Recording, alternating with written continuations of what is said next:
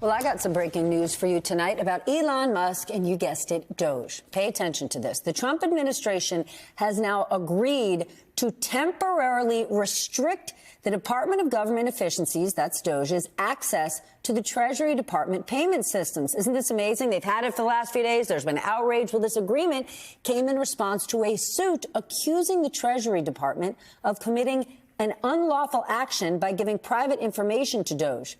Meanwhile, earlier today, it was revealed that the Doge is also targeting federal health agencies. The Washington Post reports that the Doge team has visited the Centers for Disease Control and the Centers for Medicare and Medicaid Services. They also have sought access to payment and contracting systems across the Department of Health and Human Services. My next guest has new reporting from Wired on what exactly they're up to at Treasury. Brian Barrett is executive editor of news for Wired.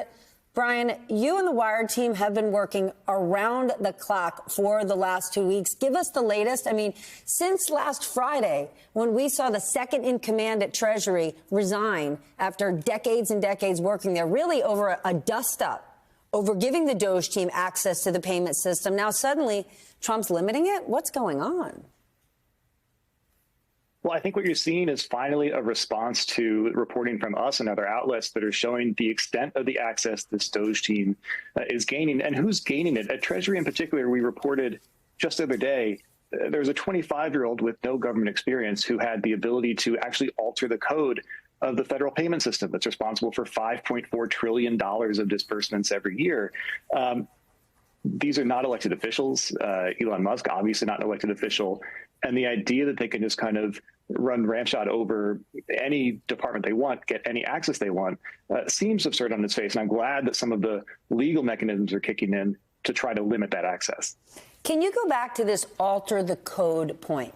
Because for the last few days, the pushback we've been getting from the administration is that the Doge team only has read-only access. They can't actually impact anything. And if their job, in theory, is to assess where there could be, fraud and waste and places to be more efficient, then they certainly need read-only access. But when you talk about altering code, that doesn't sound like read to me. Well, our reporting showed that this one employee did have administrative privileges to these systems. That means that you definitionally have an opportunity to alter the systems that you want. We don't know what he did with it, if anything. But the fact that it was even on the table is concerning. One of many concerning things that this administration is doing. I think you look at the idea of putting AI agents into the U.S. government, this sort of tech-forward posturing for all of these systems that are sensitive. They run on very old code.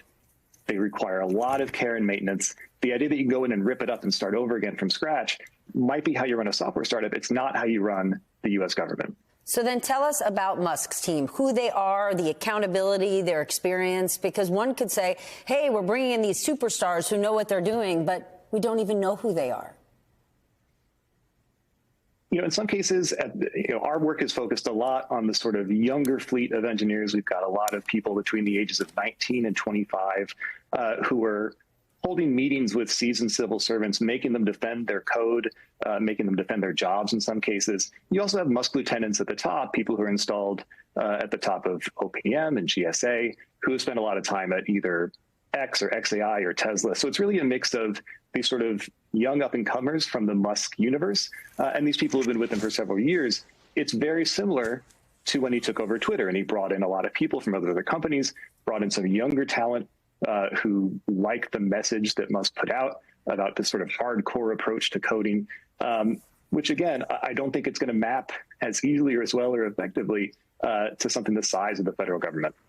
They're too young to rent a car, but they are old enough to force members of our government to defend their jobs and why they should have them. You also are reporting that Elon Musk's sort of takeover is causing rifts within Donald Trump's inner circle. Tell us about it, because just yesterday, the press secretary basically said he's got carte blanche to do whatever he wants.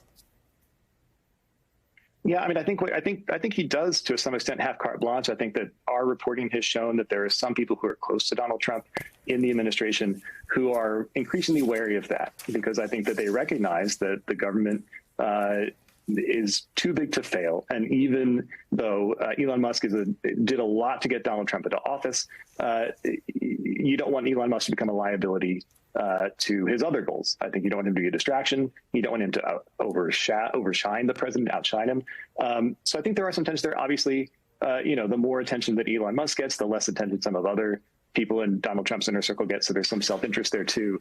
But it is a dynamic that's going to be really interesting to watch in the coming weeks and months.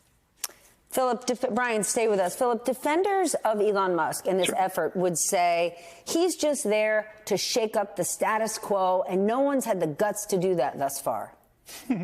Yeah, okay. So, I mean, I think that Elon Musk has demonstrated over the course of the past several years in particular that he thinks he knows better than everyone else, right? And this is what he's doing. He thinks he knows better about Twitter. He also operates on a set of incorrect assumptions. He operated on a set of incorrect assumptions about what was happening at Twitter before he took over Twitter. He's obviously operating on a set of incorrect assumptions about what's happening in the federal government. I think that what we've seen tonight with Donald Trump and the White House pushing back at him really reveals that what Elon Musk is doing, Donald Trump doesn't care about. What he cares about is he cares about the DEI stuff and the Pam Bondi and the getting revenge for January 6th. He cares about that stuff. He doesn't care about what Elon Musk is doing. More than getting revenge for January 6th, getting revenge for those who went after him. Yes, 100%. He's done with January 6th. Yes, that's exactly right. He really doesn't care what Elon Musk is. And I think to Brian's point, as long as Elon Musk is doing what he's doing and not causing problems for Trump, I don't think Trump cares. But now Elon Musk is causing a little bit of trouble. And so now he has to go in and say, OK, yes, he's not doing that thing that you guys are currently mad about at the moment. Let's get back to what I want to do. What do you think? We talked earlier about the markets being the one guardrail for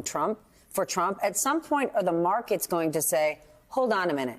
You simply can't tear up the government and bring this band of coders in. Like, government has to exist for some reason. Yeah, at some point that might happen. I don't see anything going on now that the market is going to react violently to. I think Donald Trump loves this. This is about making the greatest movie of all time starring Donald Trump. And the richest man in the world. He has the richest man in the world working for him, doing the grunt work of looking through the finances of the federal government and figuring out how to rebuild its computer systems. I mean, what's better than that in terms of the star being able to have somebody who's his subordinate? And he gets to show occasionally, hey, I'm the guy in charge. I'll pull him back when I need to show something. Let me say something about young people.